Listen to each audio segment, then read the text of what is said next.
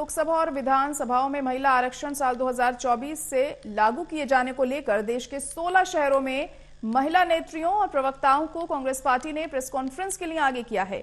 महिला आरक्षण को लेकर हिसार में मीडिया से मुखातिब हुई कांग्रेस पार्टी की राष्ट्रीय प्रवक्ता अमृता गिल से खास बातचीत की total news associate editor doctor Mahesh Kumar ने।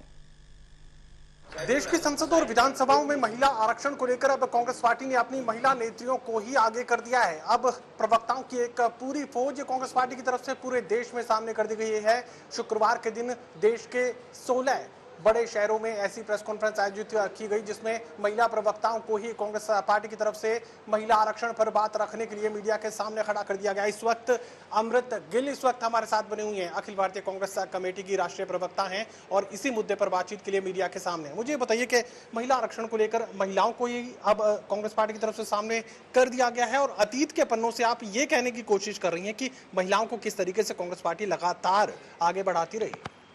बिल्कुल, देखिए, निश्चित तौर पर महिलाओं को आगे बढ़ाने के लिए सबसे अग्रसर या जो सबसे पहले पार्टी आई तो वो कांग्रेस पार्टी ही थी। और आज भी अगर हम महिला आरक्षण की बात करते हैं तो महिला आरक्षण को महिला ही ज़्यादा अच्छे से बता सकती है और समझा सकती है, या पुरुष भी हम कहें, इक्वालिटी है। बिकॉज अगर हम कांग्रेस की शुरुआत में भी बात करें, राष्ट्रपति से लेके देश की पहली राष्ट्रपति Pratibha Devi Patil, prime minister Indira Gandhi ji, Sonia Gandhi ji, Meera Kumari ji, speaker, तो ये सभी जो है उस विचारधारा, उस सोच से स्टार्ट होती है जो कांग्रेस ने, जिसका बीज जो 1931 में बोया था, जिसमें वो महात्मा गांधी जी और Jawaharlal Nehru ji universal adult franchise को लेके आए थे, जिसमें एक आदमी की एक वोट, जिसमें महिला पुरुष समान है।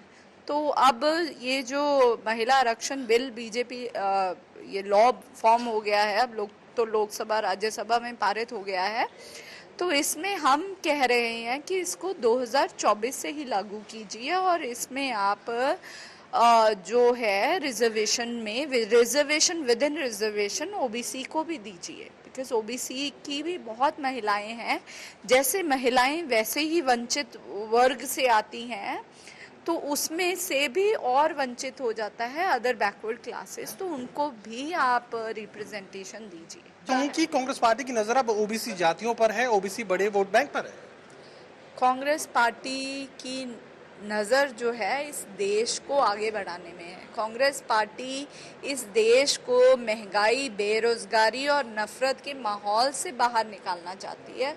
कांग्रेस पार्टी इस देश की जो इकोनॉमिक क्राइसिस है इस देश में आए हैं उससे देश को बाहर निकालना चाहती है। जो जुमले जो बीजेपी लोगों में फेंकती है और जिससे ये कब्जा पक्ष के लोग हैं कब्जा करते हैं, उससे लोगों को हम जागरूक करवा रहे हैं और ये हमारा एज अ मेन ऑपोजिशन कार्य है।